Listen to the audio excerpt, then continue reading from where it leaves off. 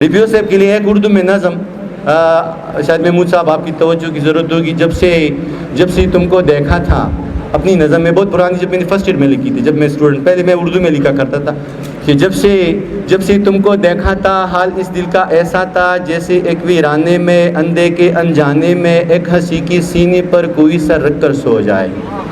जब से तुमको देखा था, हाल इस दिल का ऐसा था जैसे एक वीराने में अंधे के अनजाने में एक हंसी की सीने पर कोई सर रख कर सो जाए। जब मैं तुमसे मिलता था, दिल का फूल यूँ खिलता था जैसे एक बच्चे के भूख, दिल का फूल यूँ खिलता था जैसे एक नौखीस कली धीरे धीरे खिलती है। जब से तुम भी चढ़ते थे, आंसू यूँ निकलते थे जैसे एक बच्चे के भूखे प्यासे हालत में पास से माँ उठ जाते हैं और उठ जाती है और उस बेचारे के तीन तीन आंसू बहते हैं। लेकिन जब से जाना है कि तेरे मन की मंदिर का देवता कोई और है, अब मेरी ये हालत है जैसी किसी जालिम ने एक मुअम्मर बेवा का इकलौता बैठा मारा हो। सर एक नज़म आपकी नज़र, कलम उठाया, इसी पे मैं इजाज़त चाहूँगा, ठीक है। कलम उठाया जाने गज़ल पे कुछ लिखना चाहा, लेकिन ये जानना कि उस पे लिखना कितना है मुश्किल।